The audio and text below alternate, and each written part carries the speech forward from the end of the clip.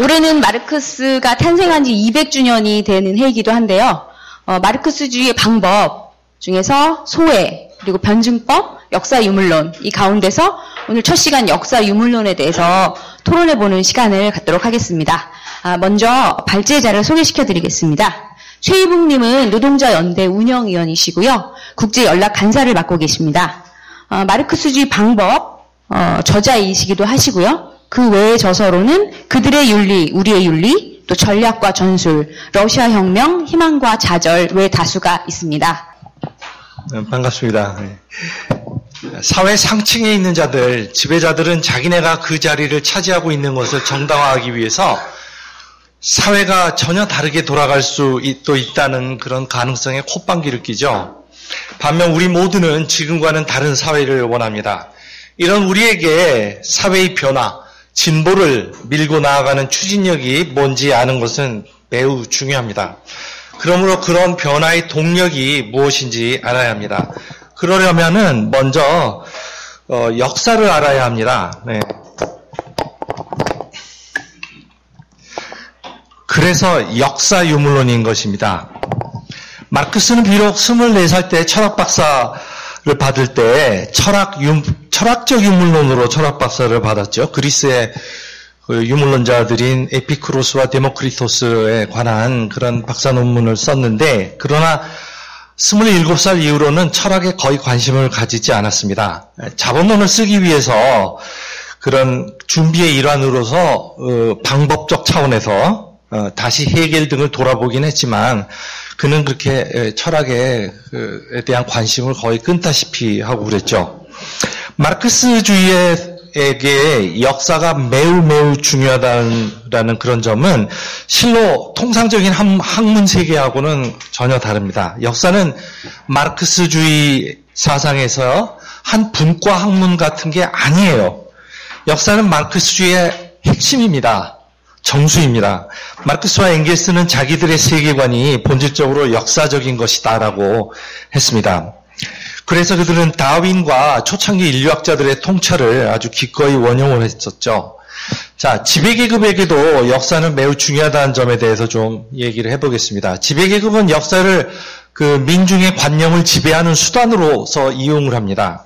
그래서 계속 역사 옥죄기를 통해서 자기네의 견해가 계속 지배하도록 애를 씁니다.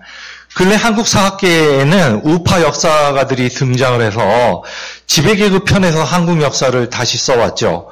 지배계급은 바로 얼마 전까지만 해도 자기네가 좋아하는 역사 서술만을 국정교과서로 그렇게 확정 지어 놓으려고 했죠. 훨씬 그보다 전에는 90년대 한 초반 정도까지는 자기네가 싫어하는 역사 서술을 불온서적으로 규정을 해서 판매 금지하고 불태웠습니다. 이런 사례는 그 천대받는 대중이 과거를 이해하는 것을 지배자들이 원하지 않는다라는 점을 잘 보여줍니다.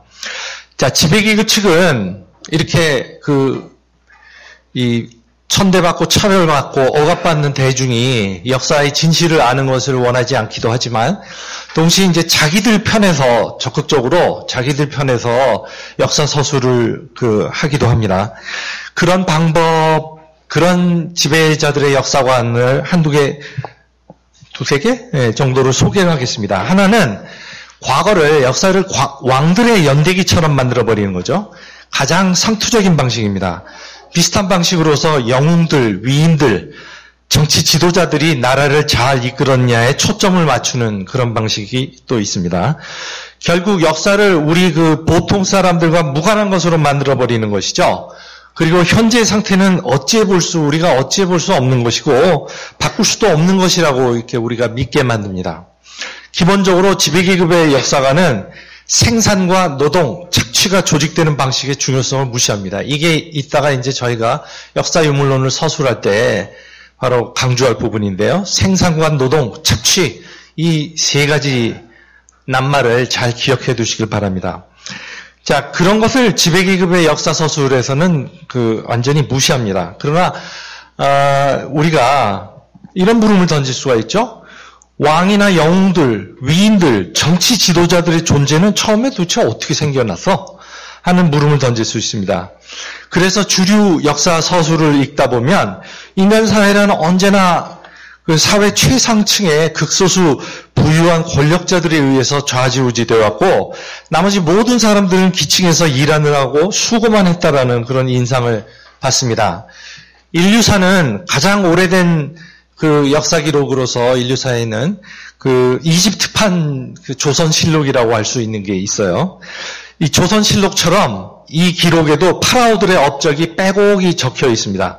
그러나 그 엄청난 방대한 양의 문서들 안에 장인들, 고대인 노동자들에 해당하는 그런 장인들의 얘기는 단 한마디도 없습니다.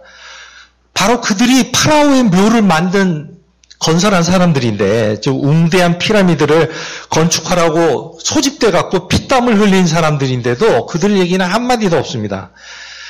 하지만 실제 이 장인들, 이 고대인 노동자들은 체불임금 등에 항의해서 파업도 하고 성전으로 막 그 행진에 가서 성전 앞에서 연좌농성도 하고 그랬어요. 이런 얘기는 그 공식 역사 같은 데서 또 주류 역사 같은 데서는 전혀 나오지 않습니다. 학교의 한국사 교과서를 한번 생각을 해보십시오. 그저 단편적이고 기계적인 암기식으로 돼 있죠. 그나마 지배자들에게 중요한 사건과 연대들로 다 이루어져 있습니다. 여러분들 그 역사책에서 기억을 한번 해보세요. 87년 7월에서 8월 또 9월 초순까지의 그 노동자 대파업 얘기 들어보셨습니까? 아마 어쩌면 한두 줄 정도로 싹 언급하고 그냥 지나가는 적은 있었을지도 모르겠는데 아예 언급이 없는 그런 경우도 많았을 거예요. 해방 직후 노동자 자주관리 운동, 노동자들이 그 일본인 그 기업주들이 도망간 그 기업들을, 그 공장들을 직접 노동자들이 돌렸다라는 그런 얘기 들어보셨습니까? 이 학교 역사 교과서에서. 또 세계사 그 학교 교과서에서 중국에서 1925, 27년 사이에 노동자 혁명이 비록 패배는 했지만 그런 노동자 혁명이 일어났다는 얘기 들어보셨습니까? 그 중국에서 그저 신해혁명, 오사운동, 그 다음에 훌쩍 건너뛰어가지고 1949년 중국 마오쩌둥이 권력을 잡은 그런 혁명 얘기는 들어봤어도 25, 27년에 노동계급이 그 혁명을 주체가 된 그런 일이 일어났었다라는 얘기는 아마 제가 생각하기에 못 들어보셨을 거예요. 자, 지배계급의 서술 방식, 역사 서술 방식으로서 두 번째 방식을 좀 얘기를 하겠습니다. 지배계급 편에서 대서사, 아주 그랜드 내러티브를 쓰는 건데요. 스케일이 보통 몇 세기야, 심지어는 1000년 단위로 스케일이 진행됩니다. 그래서 빅 히스토리, 어쩌고 그런 것들 많죠. 겉으로 보면, 이야, 대단해. 이렇게 보이기도 하지만, 그러나 자세히 뜯어보면은 참 문제가 많은데요. 기본적으로 대중에게 안정에 대한, 이렇게 도대체 1000년이나 지나서야 뭐가 변화가 돼요. 아니면 적어도 몇 세기 단위로야 변화가 된다면, 대중에게 안정에 대한 그 환상을, 그 당면한 어떤 니네 인생에서의 변화는 생각하지 마라. 라는 그런 이 메시지를 전하는 거죠. 세계사에 대한 대서사, 이런 서사의 사례는 어떤 게 있냐면, 앤드루 마의 세계의 역사라고 하는 그런 책이 있는데요. 굉장히 번역에 탁월하신 강주원 씨가 번역을 했는데, 왜 이런 쓸데없는 책을 번역하셨는지 모르겠어요. 그리고 니얼 퍼거슨이라고 아주 매우 우파적이고 영국의 보수당 지지자인, 보수당에서도 보수당 우파 지지하는 그 니얼 퍼거슨이라는 자가 지금, 이런 게 다 베스트셀러로 다 또 지금은 이제 스테디셀러로 교보에서 꾸준히 팔리기 때문에 제가 언급하는데, 위대한 퇴보 이런 책도 있고, 시빌라이제이션이라는 책도 있고 막 이래요. 이런 책들을 읽다 보면은 안 다루는 게 없을 정도로 책들이 막 이만한 책들 거의 모든 것을 다루고 있는데, 그래서 실제로 책 제목이 거의 모든 것의 역사 이런 책도 있어요. 근데 이걸 다 지배계급의 승리라는 관점에서 다루고 있습니다. 이런 책은 기본적으로 제가 봤을 때는 역사책이라기보다는 판타지라고 그렇게 보는 게 맞다고 봅니다.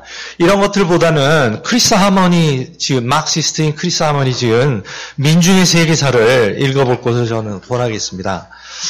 자, 지배계급 측의 역사 서술 방식, 세 번째 역사 서술 방식을 하나 소개를 하겠습니다. 과거를 수수께끼 또는 뭐 미스테리, 그래서 수수께끼 뭐 어쩌고저쩌고 이런 책들, 미스테리 세계사 뭐 이런 책들 많죠. 음모론 같은 것도 이런 거에 들어가요. 다 온통 역사가 음모로 점철되어 왔다라는 듯이 서술하는 것. 이런 것의 효과는 어떤 거냐면 결국은 역사를 알 수 없는 것으로 만들어버리는 거예요. 신비화해버리는 거예요. 불가사의한 걸로 만들어버리는 겁니다.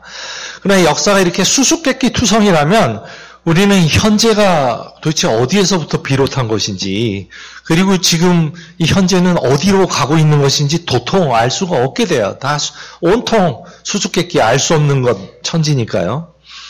그래서 이것도 실천적인 그런 효과는 현재 상태는 우리가 어찌 볼 수 없는 것이고 바꿀 수 없는 것이다라는 그런 숙명론, 무기력을 우리에게 조장을 하는 것이죠. 이제 이것에 반해서 역사 유물론이라고 하는 것이 어떤 것인지 한번 살펴보기로 합시다. 자, 앞에 제가 이제 말한 지배적인 역사 서술들은 사건들의 단순한 연쇄들, 그걸 좀 막 재밌게 꾸미면 이제 베스트셀러가 되는 거고, 구라도 좀 많이 섞어갖고, 그런 사건들의 단순한 연쇄일 뿐, 어떤 전반적인 패턴이나, 전반적인 그런 과정 같은 것, 크게 볼 수 있는 전체적인 과정 같은 것을 우리에게 제시하지 않습니다. 마르크스는 역사가 단순히 사건들의 연쇄라는 생각을 거부했습니다. 그리고 역사 유물론, 유물사관이라고 부르는 그런 접근법을 내놓았는데, 말하자면 막스의 역사이론, 막스의 사회이론을 이제 통합시킨 거라고 말할 수가 있겠죠.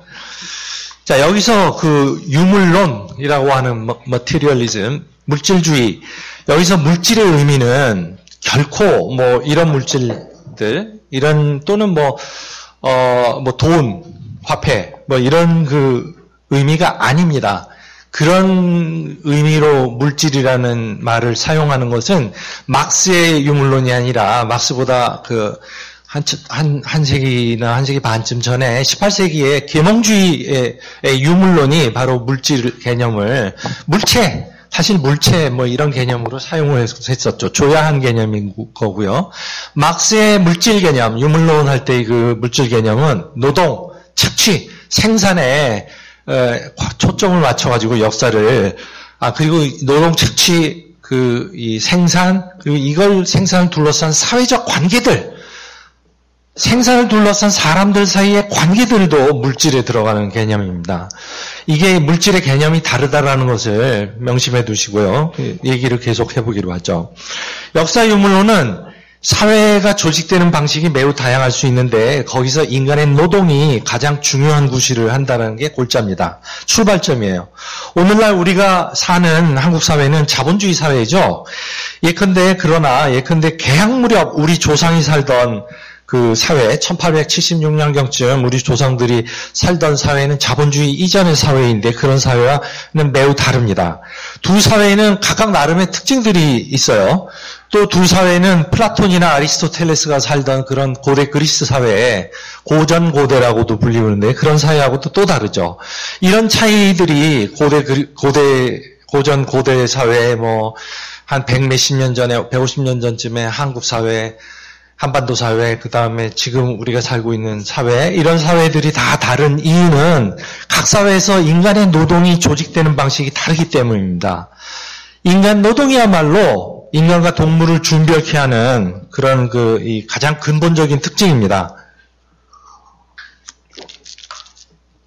노동은 따라서 인간 본성의 핵심적 요소입니다. 그래서 인간 본성론에 대한 여러 이론이 있죠. 인간은 언어를 하는 동물이다, 도구를 사는 동물이다, 이성적 동물이다, 무슨 동물이다, 엄청나게 많은 이론들이 있는데, 다 나름의, 진실의 편린들을 가지고 있다라는 건 인정할 수 있죠, 우리가. 하지만 핵심을 잡고 있지는 못하다. 그 핵심은 바로 인간이 노동을 한다라는 점이다. 최초로 사회를 이뤄 살던 때부터 줄곧 인간은 노동력을 사용해서 의식주를 마련했습니다. 처음에는 채집사회였죠. 즉 식량을 찾아다니는 사회였습니다. 그러다가 1만 년 전쯤, 이거는 상당히 인류학적인 용어로 굳은 용어예요. 식량 찾아다니기 사회 또는 채집 사회. 그러니까 잘 알아두시면 도움이 될 겁니다. 그러다가 1만 년 전쯤에는 소박한 수준에서 목축과 농사를 짓기 시작했습니다. 이때 이래로 비교적 근래까지 사람들은 주로 농사를 지었습니다. 6,000년 전부터는 처음으로 여러분들이 이제 기록된 역사가 시작되는 때라고 그러죠. 메소포타미아, 수메르마, 이런 중국의 은주 나라, 등등의 이런 얘기들이 나오는 그런 6,000년 전부터는 처음으로 일하는 자와 일을 안 하고도 남이 하는 일로 탱자탱자 놀면서도 잘 먹고 잘 사는 자들로 이렇게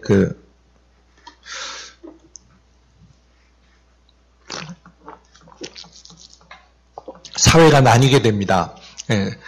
일을 하는 계급들과 유산 계급들, 이 재산을 소유하고 대규모 재산을 말하는 거죠. 그런 재산을 토지 재산이 가장 중심적이었고, 오늘날 자본주의 사회에서는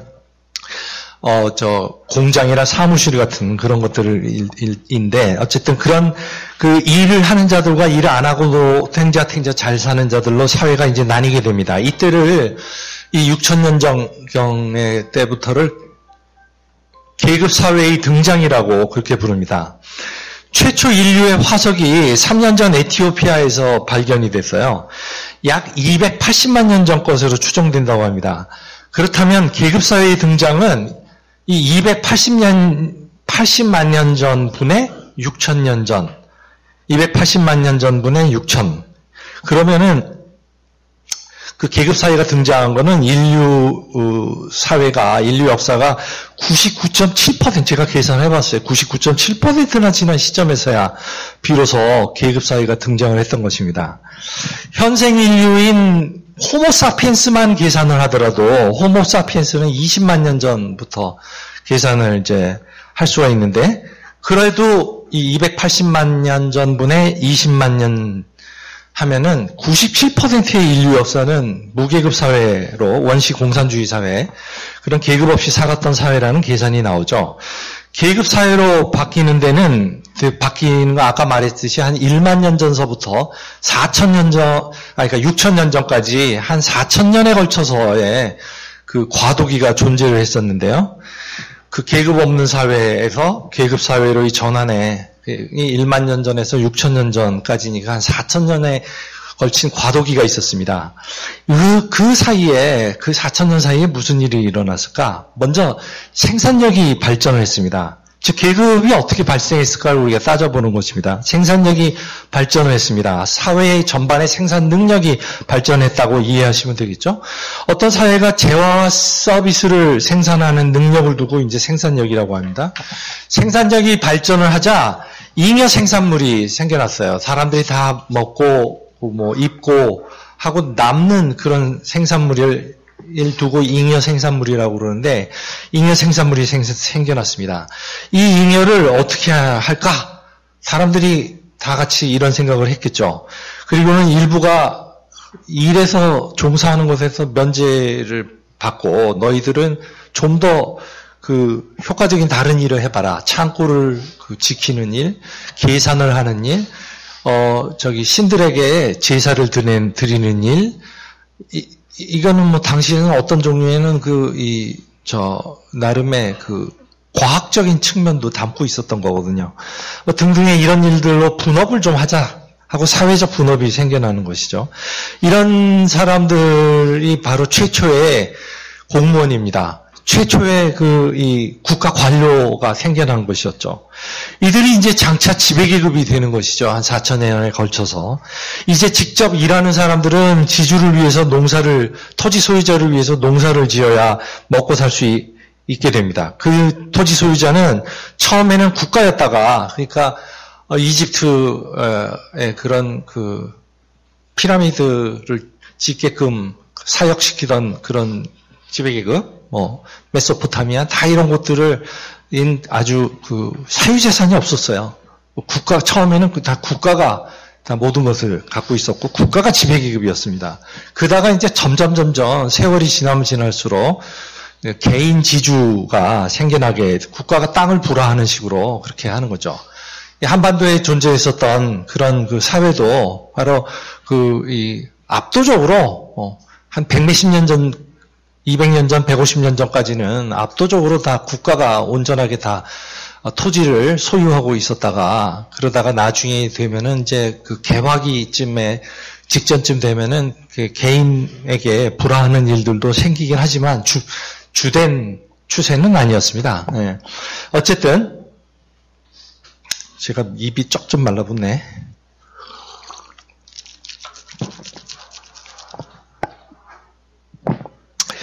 수십 년 전까지도 이렇게 국가가 지배계급인 그런 사회들이 지구상에는 꽤 많았습니다.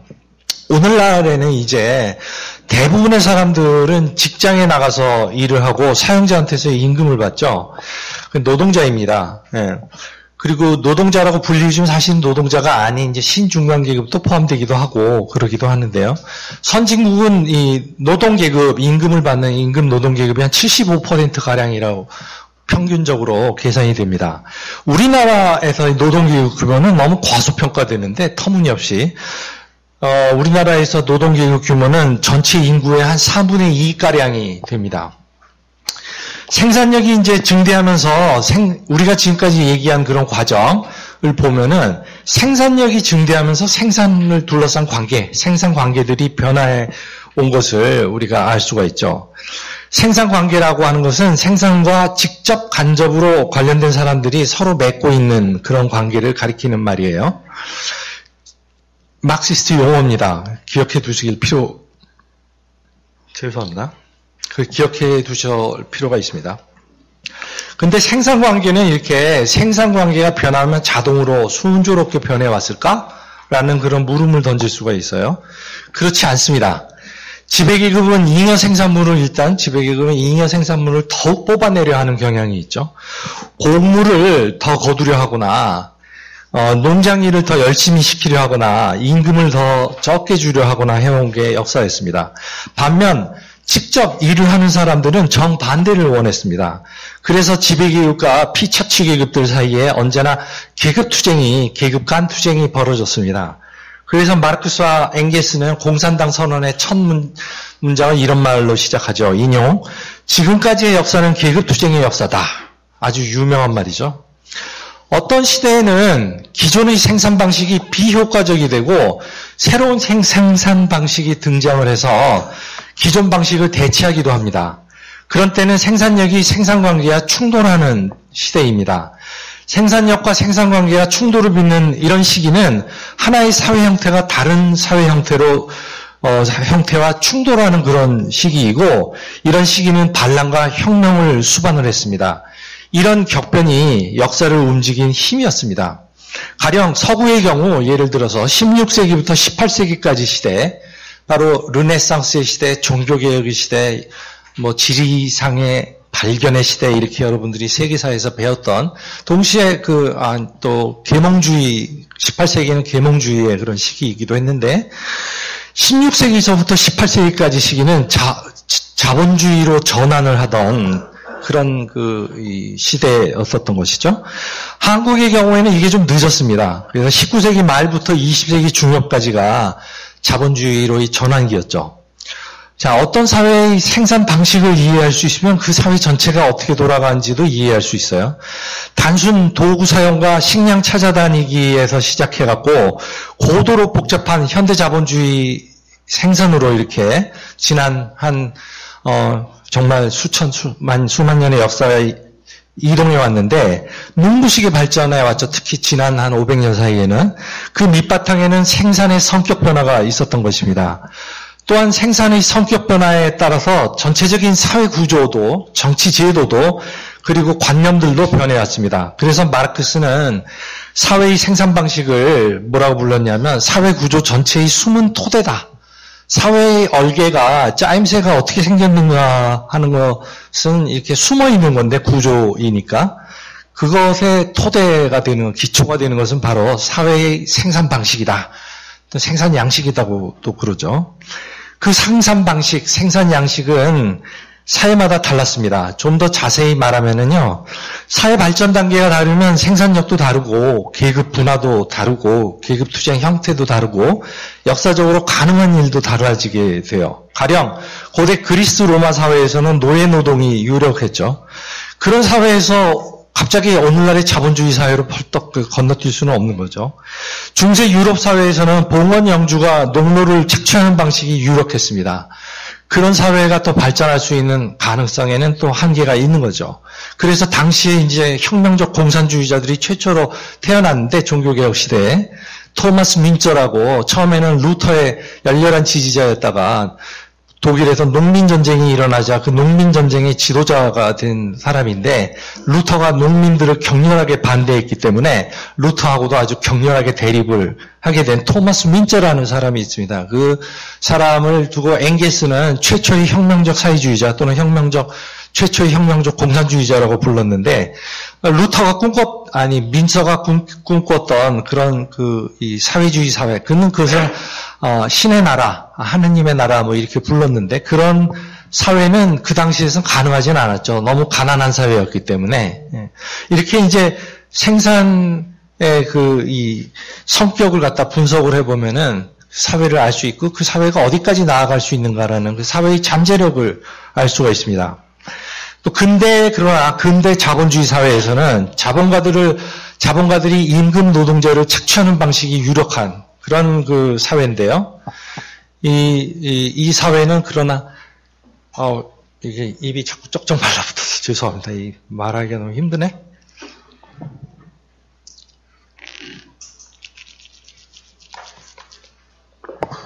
이 사회의 잠재력에 대해서는 제가 좀 이따 얘기하기로 하고요. 자, 같은 시대에 같은 사회 안에 상이한 생산 방식들이 공존하는 경우가 자주 있었다는 점을 아셔야 합니다. 우리가 자칫 이제 막시스트들의 문헌을 읽다 보면 도식적으로 이렇게 돼 있는 설명이 되는 경우가 있어요. 단순 설명을 하다 보니까 도식적으로 뭐 원시 공산제 사회에서 노예제 사회로 봉건제 사회로 자본주의 사회로 그러다가 사회주의 사회로 뭐 이런 식의 아주 조야한 게 서술되어 있는 경우도 있고, 너무 쉽게 설명하려다 보니까 그러기도 하고, 서구에 한정해서 설명하려다 보니까 그러기도 하고 하는데, 실제의 역사는 아주 이런 생산 양식들이 혼종되어서 혼재했었습니다. 예를 들면 고대 그리스 로마 사회가 노예 사회다 이러는데, 그러면 노예와 노예 소유주밖에 없었냐? 절대 그렇지 않았어요. 오히려 인구의 다수는, 심지어 대다수는 소농민이었습니다. 아주 가난하고 그냥 자기 먹을 거 자기가 먹고 사면서 살고, 심지어 수공업적인 일들도 다 자기 가족들이나 이웃들끼리 서로 이렇게 협조해가면서 하는 식의 하나의 어떤 자급자족 커뮤니티를 이루고 사는 그런 소규모 농민들, 소농민들이 인구의 대다수를 차지했습니다. 그런가 하면은 고대 로마 사회에는 또 임금 노동도 소수가 존재했어요. 군대 같은 데서도 그랬고, 시칠리아의 광산에서는 임금 노동이 존재를 했었고, 근데 이제 옛날에 80년대나 이런 데 이제 막 나왔었던 소위 사회구성체 논쟁 같은, 스탈린주의의 영향, 또 일본의 스탈린주의적 스콜라적 학자들, 막시스트 학자들이 쓴 글을 역사 과학이라는 이름 아래 쓴 걸 보면 아주 도식적으로 막 되어 있고 현학이 난무를 하는데, 실제 생산 양식은 각 사회마다 혼합되어 있는 형태로 존재를 하고 있었습니다. 그러다가 근래에 와가지고 자본주의 사회로 점점 다 수렴돼 버리는, 제국주의 때문에 그렇게 수렴되는, 세계화와 제국주의 때문에 그런 이제 상황이 된 거죠. 따라서 인류의 역사의 6,000년, 계급사회의 역사 6,000년을 보면 상이한 생산 양식들이 한 사회 안에서 공존하기도 하고 막 이래서 서로 영향을 주기도 하고 충돌하기도 하고, 그래서 결국은 현대 자본주의로 수렴되는 그런 여로라고 그렇게 말을 할 수가 있습니다. 자본주의 발달을 촉진시킨 그런 급진적 철저한 사회 변혁은 크게 4가지 유형이 있었어요. 이 4가지를 이제 하나씩 얘기를 열거를 하겠습니다.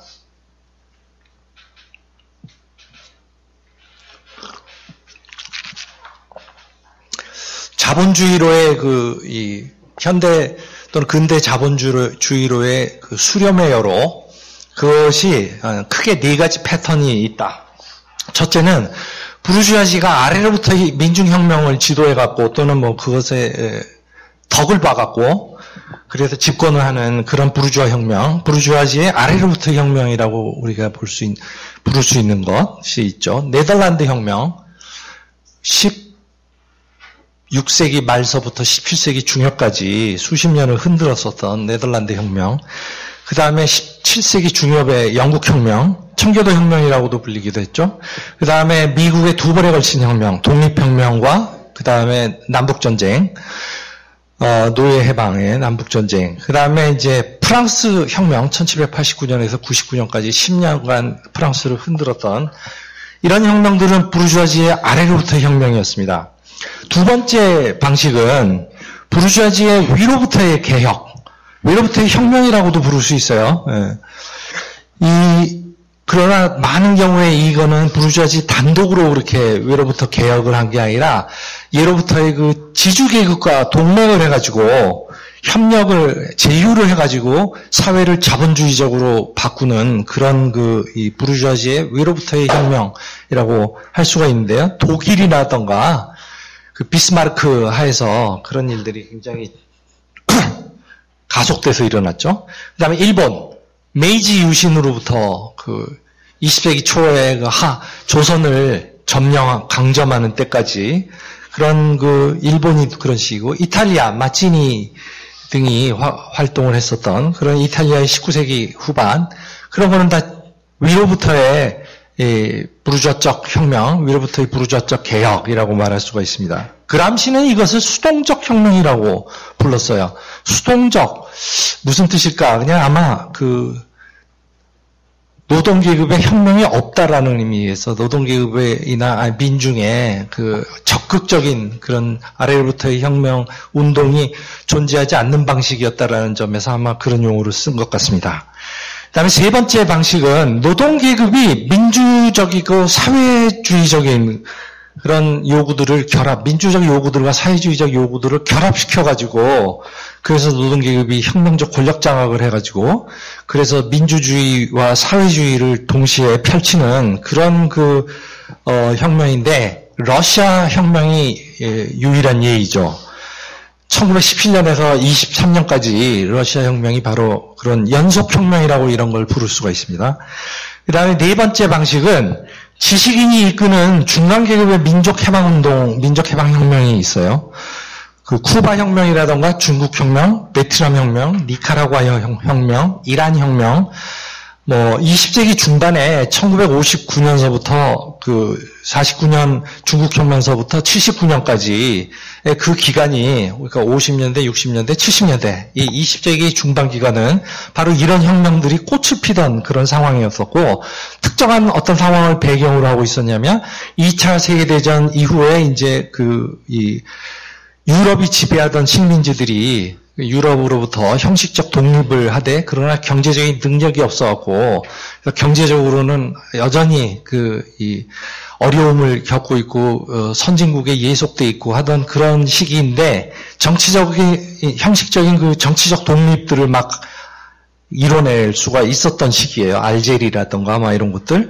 그 시기를 두고 탈식민화 시기라고도 그렇게 부르는데, 바로 그런 시기 때 이런 이 지식인이 이끄는 중간계급의 민족해방혁명들이 성공을, 우후죽순처럼 성공을 거두던 그런 거였었고, 20세기 후반의 마르크스주의는 바로 이런 경험, 1949년서부터 79년까지, 그러니까 50년대, 60년대, 70년대 이런 경험들을 너무 일반화시키고 거기에다 막스주의적으로 채색을 해가지고, 그래가지고 좀 잘못된 마르크스주의를 받아들였던 그런 시기라고 말할 수가 있습니다. 이런 혁명들이 위대한 반제국주의적 혁명인 것은 맞지만, 우리 모두가 그런 베트남 전쟁 같은 것들을 다 그 미국을 쫓아내는 것을 다 지지하고 환호를 했고 해야만 했지만 그냥 그것에다가 사회주의다 이렇게까지 그 채색을 빨간색 칠을 해주는 것은 옳지 않은 것이죠. 자, 자본주의 그 생산 양식의 특별함을 얘기하면서 그 맺기로 합시다. 자, 이런 과정들, 부르주아지가 아래로부터의 민중혁명을 지도해서 하는 그런 아래로부터의 부르주아 혁명. 두 번째는 부르주아지가 구 지배계급인 그 지주, 그 귀족들하고, 동맹을 해가지고 위로부터 부르주아적 개혁, 부르주아적 혁명을 하던 그런 방식. 그 다음에 노동계급의 이 민주주의와 사회주의 모두를 추구하는 그런 혁명, 연속혁명. 네 번째는 그 지식인이 이끄는 중간계급 민족해방혁명. 이런 방식으로 해서 마침내 자본주의 사회로 다 수렴하게 되는데 이 자본주의 사회는 이전 사회에 비해서 아주 특별합니다. 이전 생산 양식에 비해서 생산력이 월등히 실로 비교될 수 없을 만큼 월등히 높습니다. 이전 자본주의 이전 사회의 생산력이라는 게 뭐 이런 수준의 그런 그 생산력 발전이라면 이 자본주의는 정말 그 비교할 수 없는 그런 그 치솟는 생산력 증대를 이룩한 그런 사회입니다. 그래서 새로운 사회인 그 계급 없는 사회, 사회주의적 사회로 발전할 그런 잠재력을 안에 품고 있는 그런 사회가 바로 자본주의 사회가 사회의 그 독특함인 것입니다. 이전 사회에 비해서. 이 점을 좀 더 자세히 설명해 봅시다. 이제 오늘날 자본주의 사회는 점점 더 많은 사람들을 노동계급으로 빨아들이고 있죠. 자본주의는 굉장히 역동적인 사회예요. 수십 년 만에 일본, 동아시아에서 극도로 가난한 나라이고, 15세기, 16세기 그 서구처럼 아주 세계에서 가장 가난한 나라였던 일본을 순식간에 한 30년도 안 되는 정말 눈 깜짝할 사이에 일본을 제국주의로 조선을 침략하고 점령하고 하는 그런 걸로 만들 수 있을 정도로 자본주의 사회는 엄청나게 역동적입니다. 1960년대 초반에 남한은 그제서야 산업화에 착수를 했는데 순식간에 30년 만에 남한은 엄청난 그 생산력을 구가를 했었죠. 군부 독재 방식에 의해서 극도로 노동자들을 착취하고 억압을 해가지고 그래갖고 엄청나게 잉여 가치를 빨아들여가면서 그래서 그걸 축적해갖고 그런 이룩된 자본주의 사회인 것이죠. 어쨌든 자본주의 사회는 역동적인 사회입니다. 아주 혁명적인 사회라고 말할 수가 있어요. 노동계급은 단결할 잠재력이 자본주의에서는 있는 거고 자본주의를 타도할 잠재력도 있습니다. 거기다가 새로운 형태의 사회를 창출할 잠재력조차도 있다라는 것이 자본주의 사회의 물질적인 잠재력인 것입니다. 그러나 이제 여기서 막스는 이런 지적도 했어요. 역사에 대해서 이런 지적을 했어요. 산 사람들의 정신에 악몽처럼 걸려있는 과거다. 그걸 역사의 어떤 한 측면은 그런 거다라고. 산 사람들의 정신에 악몽처럼 걸려있는 과거다. 이렇게 멋들어진 막스다운 그런 표현을 했는데, 우리나라도 마찬가지예요. 식민 강점을 당한 경험이 있죠. 해방이 되는가 싶었는데 사실은 외세에 의해서 분단되고 억압당하고, 곧이어서 심지어는 원치 않는 동족 간의 전쟁을 치르고, 그리고는 이후에 독재와 부패로 점철된 그런 경험들을 해왔고, 억압당하고, 엄청난 살인적인 억압을 당해왔고, 비리, 탐욕, 도대체 정의의 부재, 즉 부당함, 억압, 이것의 연속이었고, 그게 바로 한국 역사에서 1945년 이후만 따지더라도 지금까지 70년간 전개되어 왔고, 지난 한 몇십 년 동안, 30년 동안 좀 완화되어 왔었는데, 노동계급이 투쟁을 해서 조직을 만들고, 그래서 노동자 조직들이 생기고, 그런 그 효과로, 이런 권위주의에서 자본주의적 민주주의로 전환이 되어 온 것이죠. 현재를 근본적으로 변형을 하려면 이런 악몽 같은 과거와 직면하고, 과거로부터 이어받은 당혹감을 떨쳐버려야 합니다. 이런 과거들을 갖고 있기 때문에 우리 민족, 그리고 우리 심지어 노동계급에게도 이 좌파적 버전이긴 하지만 민족주의, 좌파적 버전이긴 하지만 포퓰리즘, 민중주의, 뭐 이런 것에 대한 그 하나의 강박적인 사고 같은 것도 꽤 있고 그러죠. 이런 것을 이제 우리는 떨쳐버려야 하는 것입니다. 그런 악몽 같은 과거사 가운데 뭐가 변했나 하는 점을, 어떤 가능성이 새로 생겼나 하는 점을 알아야 합니다. 역사를 제대로 알면 사람들에게 사회 발전의 진로를 보여줄 수가 있어요. 어떻게 사회를 변화시킬 수 있을까를 알 수 있게 됩니다. 예를 들자면은 요즘엔 좀 달라지고 있나? 그러나 많은 경우 우리나라 좌파의 가장 다수파는 1945년에서 53년의 그 해방정국이라고 불리우는 그때의 그 상황에서 우리나라가 거의 변하지 않은 것처럼 보는 사람들이 꽤 많기도 해요. 또 80년대 말에 그 악몽을 또 많이 가지고 있어갖고 박근혜가 등장했을 때 유신 체제가 부활했다라고 그렇게 잘못 이 정치 체제의 성격에 대한 잘못된 분석을 하기도 해서 불필요하게 괜히 위축되기도 했었던 일도 있고 그러죠.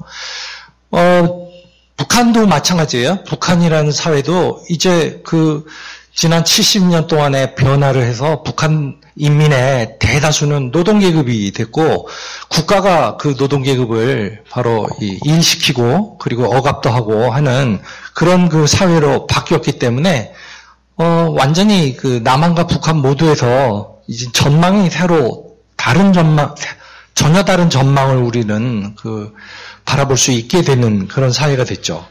그럼에도 불구하고 옛날식 그 사상, 이렇게 엄청나게 빨리 변해온 사회에서는 이데올로기는 그보다 늦게 변하는 경우도 꽤 많아가지고, 구닥다리 이데올로기, 해방정국의 이데올로기, 또는 60년대, 또는 80년대, 또는 90년대, 심지어 90년대부터라고도 꽤 달라졌는데, 그런 그 전통들, 낡은 전통들을 고수하기가 쉽다라는 게 카를 마르크스가 지적한 바였습니다.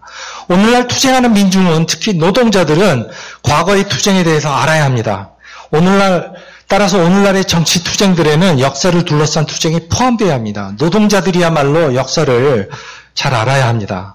물론 사회의 생산에 대한 이해는 그저 출발점일 뿐이죠.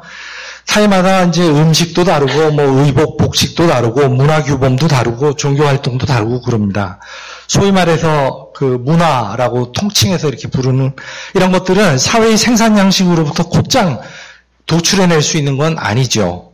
그러나 사회의 생산 방식을 모르고는 이런 주제들을 정확하게 이해하는 것이 불가능합니다. 2008년 촛불운동 때, 그리고 그 뒤로도, 특히 요즘에도, 이렇게 문화에 대한 굉장히 중시하는 분위기가 많고, 막 그러는데, 그래서 생활이 중요하다, 일상이 중요하다, 생활 정치를 해야 한다, 등등의 온갖 표현들이 존재하는데, 마크시스트적인 이 생산에 대한 마크시스트적인 이해와 그리고 그 계급 투쟁에 대한 이해, 그리고 그 중요성에 대한 이해, 노동계급의 그 계급 투쟁의 잠재력, 이런 것에 대한 이해, 이런 것이 없이 그런 것을 다 팽개친 채 문화가 중요하다, 이데올로기가 중요하다, 이렇게 얘기하는 것은 완전히 이거는 동떨어진 얘기가 되는 것이죠. 가령 종교를 한번 예를 들면요, 무슬림에 대한 미국의 태도의 변화가 있어요. 옛날에 80년대나 이럴 때 무슬림에 대한 태도와 지금 2010년대에 대해서의 무슬림에 대한 태도 같은 거는 그 사이에 제국주의의 그 변화, 냉전이 끝나고 그리고는 새로운 적을 찾아낼 필요성 때문에 서양 제국주의자들이 그 이슬람 국가들을 주적으로 막 삼고 무슬림 이슬람 테러라고 하는 것을 커다랗게 뻥튀기 위해서 부풀리고 나라 바깥이나 나라 내부에 있는 무슬림들을 마녀 사냥하고 막 이런 상황이 되면서 종교에 대한 이해도 바뀌었어요.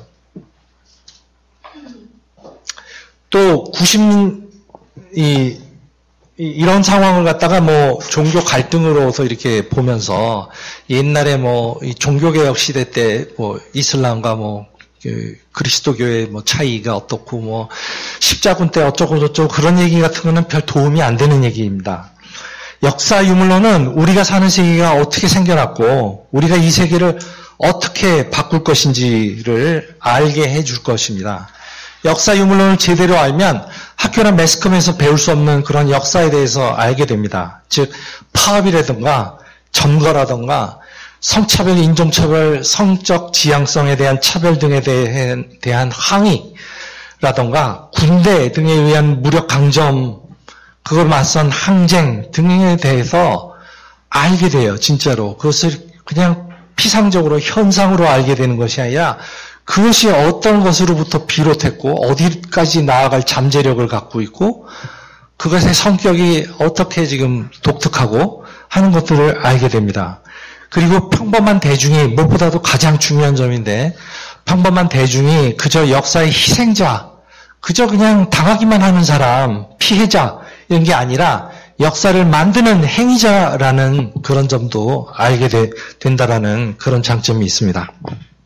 발제자의 정리 발언을 듣기 전에 지금 오늘 토론에서도 많이 토론이 됐지만 그 노동계급의 잠재력에 관해서 또 많이 토론이 됐지 않습니까? 그래서 제가 그 앞에 소개를 시켜드리긴 했지만 이 발제자의 저자이기도 한 러시아 혁명, 희망과 좌절이라는 책이 책방에서 또 판매가 되고 있습니다. 아마 이 책을 또 읽어보시면 이런 노동계급의 잠재력에 대해서 다시 한번 이렇게 잠재력이 어떠한 것인지를 좀 보실 수 있으니까요. 이 책도 좀 주의 깊게 보시고 구매하셔서 읽어보시면 좋겠습니다. 그러면은 발제자의 정리 발언을 듣도록 하겠습니다. 예, 나온 질문들이나 주장들 중에서는 제가 다 답변할 수 있으려나 모르겠어요. 능력이나 시간 관계상. 몇 개만 고르자면, 막스 시대와 오늘날의 시대는 다르다라는 것은 분명히 맞습니다. 예. 자본주의 역사 400에서 500년, 450년 정도의 역사 동안 자본주의는 굉장히 급속하게 변해왔었고, 특히 19세기 후반 이후로 변해온 것도 사실이고요. 막스 시대 때 가장 많은 노동자의 종류는 가장 많았던 노동자는 어떤 사람들이었냐면 뭐라고 부르지 요즘? 상근 가사 도우미 아십니까? 네, 한국 역사를 아시는 분들이라면 60년대나 70년대에 식모라고 불렸던 가정부 이렇게도 불렸던 그 계층의 노동자들이 사실은 제일 많았습니다. 네. 그리고 그런데 요즘에 거의 구경하기가 어려울 정도로, 물론 요즘에 저 중국에서 오신 분들이 그 일들을 대신하고 있죠. 그리고 아까 어떤 분이 또 그런 적절한 지적을 해주신 것도 있는데, 이미 한 80년대 말쯤에 한국 노동계급의 규모가 막스 시대 때 전 세계 노동계급의 규모보다 더 컸었습니다. 자, 또 다른 게 있다면, 이 투표 또는 선거를 통해서 이제 노동자들의 대표들도 그 의회에 들어갈 수 있고 노동자들의 대표들이 사용자들과 협상을 일상적으로 할 수 있는 그런 그 상황이 된 것, 그런 거는 막스 시대하고 또 다르죠. 그래서 막스는 상당한 그 착각을 가지기도 했어요. 이런 부분에서. 즉 투표가 굉장히 광범하게 보편화되어 있는 네덜란드와 영국 같은 그런 나라들에서는 특히 이런 나라들은 부르주아 혁명이 아래로부터 부르주아 혁명이 일어났었던 나라죠. 그런 곳에서는 투표를 통해서 이 자본주의를 지향하는 그 자본주의를 넘어서서 나아갈 수 있지 않을까라는 그런 그 생각까지도 했어요. 틀린 생각이었죠. 또 막스는 그 당시에 근대적 정당이 존재하지 않는 그런 시대에 살았기 때문에, 그래서 노동자들이 정당을 만들고 자기를 표현하는, 그냥 노동운동 자체를 그냥 고스란히 표현하는 그런 정당을 만들고, 그 정당이 그래서 투표를 해갖고 의회에서 다수파가 되고 그러면은 좀 달라지지 않겠느냐라는 그런 그 이후의 사회민주주의, 또는 계량주의라고도 혁명가들은 불렀던 그런 생각을 마르크스는 또 했었습니다. 그것도 틀린 생각이죠. 자, 막스 시대와 오늘날의 시대에는 변화가 많고요. 자본주의는 계속 변해왔고, 그것도 급속히 변해왔고, 그렇기 때문에 우리가 막스 시대 때의 상황을 갖다가 고스란히 오늘날 그대로 생각한다면 제가 아까 바로 말씀드린 거, 역사 유물론은 변화를 중시하고 해방정국 60년대, 80년대 지금 사이의 그 변화들을 굉장히 예리하게 의식하는 그런 이론이다, 방법이다라고 얘기를 한 것을 스스로 무색해하는 게 되는 거겠죠.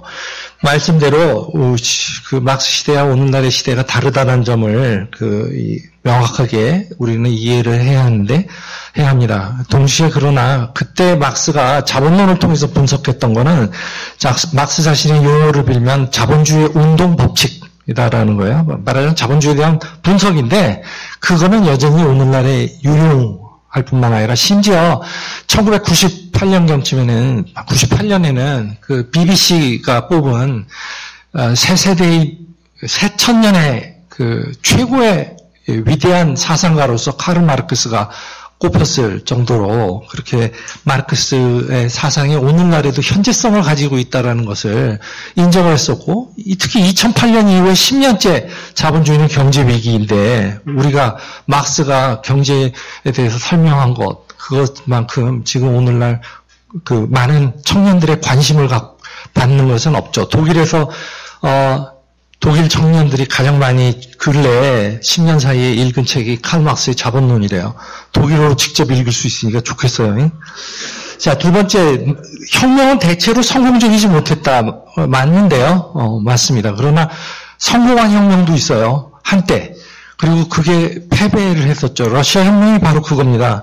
한때 성공했었고 그 뒤에 패배를 했는데, 역사 유물론에서 중요한 거 또 하나는, 제가 아까 그거에 대해서 충분히 설명하지는 않았지만 막스의 표현을 빌자면 역사적 구체성, 역사적 특수성 이렇게 불렀어요. Historical Specificity라고 구체적임, 좀 특정함, 특수함, 이것을 잘 알아야 한다. 다시 말해서 이게 무슨 얘기냐면 우리가 어떤 추상적으로 혁명이라고 하는 건 지난 몇백 년 동안 다 패배 다 하거나 뭐 이상하게 끝났잖아. 새로운 지배자가 탄생하는 걸로 끝났잖아.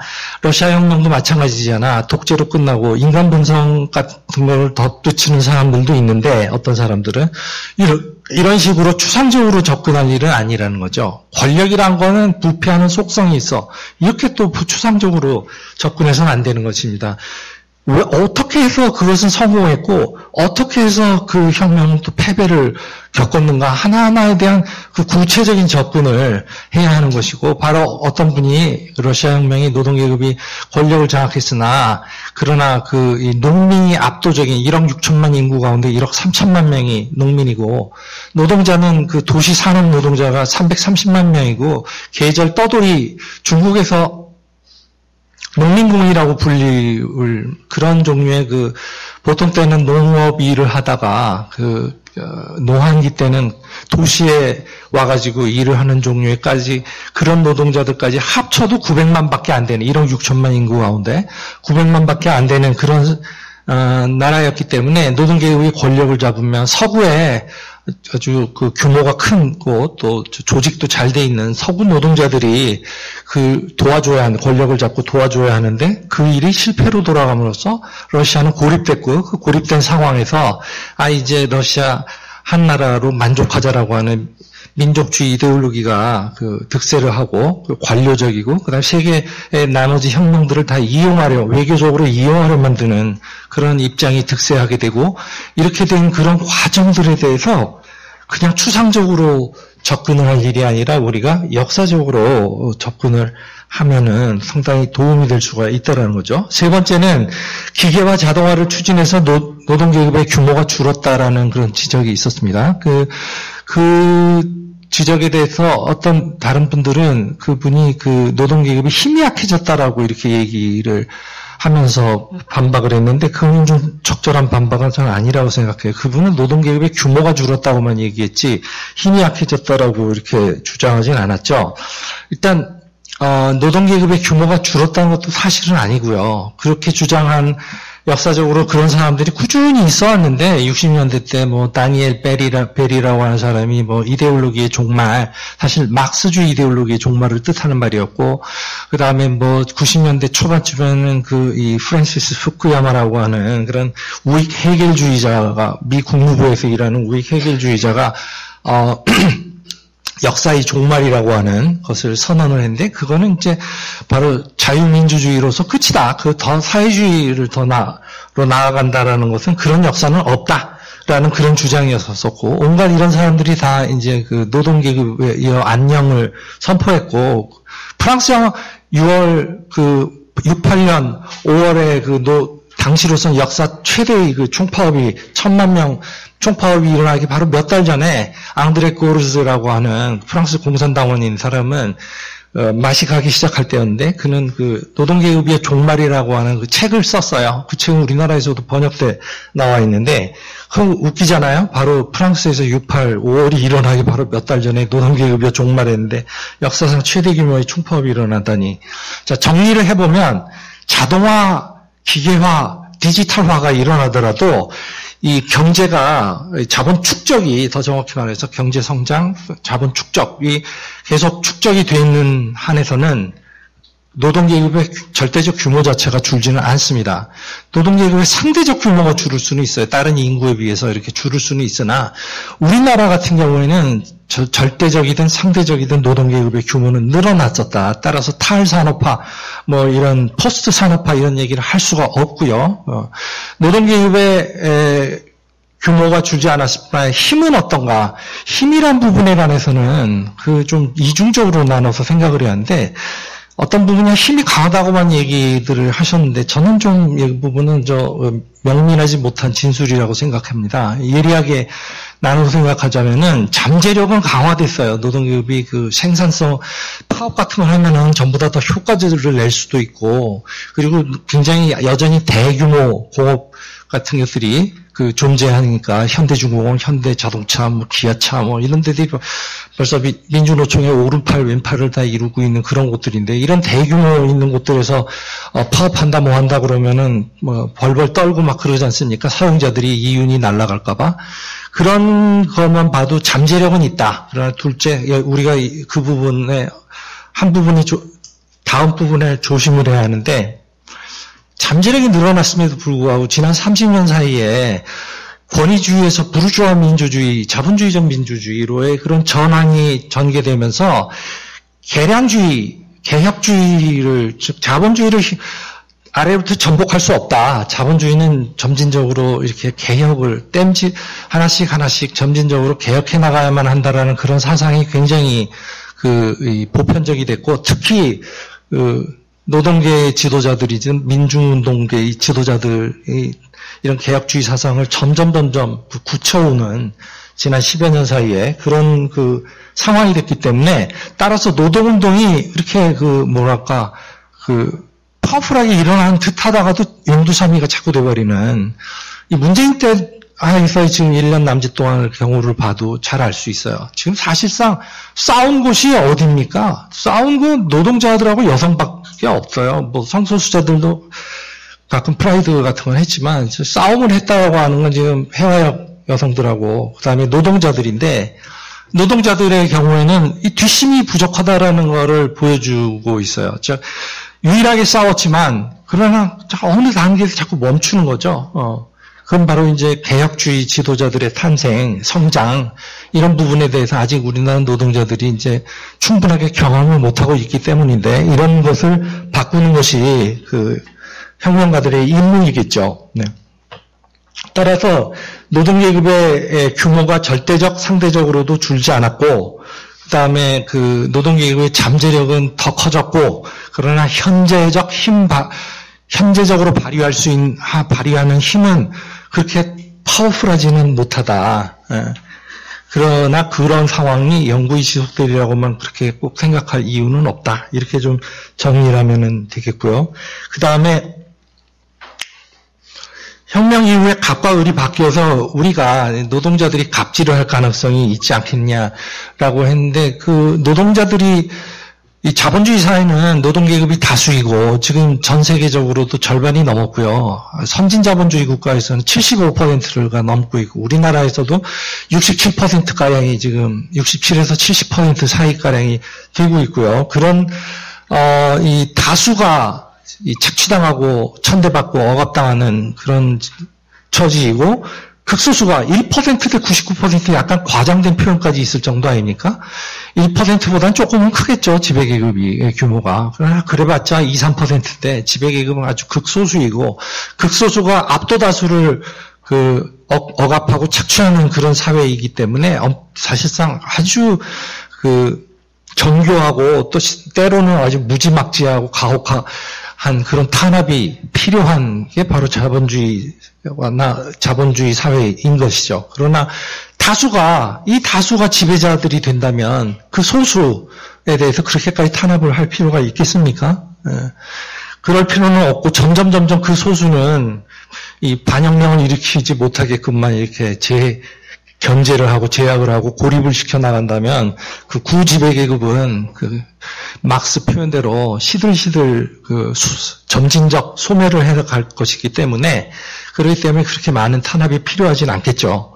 그리고 러시아 혁명처럼 그렇게 노동계급이 장악을 했는데 그 다음에 갑자기 혹독한 스탈린주의 체제가 등장을 해서 그래가지고 농민들을 강제로 집단 농장에다 쳐넣고 노동자들에 대해서도 아주 가혹한 강제적 고업화를 추진을 했고 하는 등의 일은 당시에 그런 구체적인 상황, 러시아가 아주 후진적인 사회, 중세적인 사회였고 오로지 몇몇 도시에서 노동계급만이 중세하고는 다르게 새로 태어난 새로운 계급이었는데 이런 상황이라는 것을 극복하려면 국제적인 선진국에서의 노동계급 혁명으로 도움을 받아야 하는데 그런 상황이 되지 못함으로 말미암아 소련은 엄청난 착취와 탄압을 해야만 했었다라는 그렇다고 해서 옳은 건 아닙니다. 소련이 그런 선택을 한 것은 잘못된 선택으로 갔었던 것인데 안 그렇게 될 수도 있었지만 20년대 말부터는 그런 선택으로 가는 것이 완전히 불가피하다시피 됐었죠.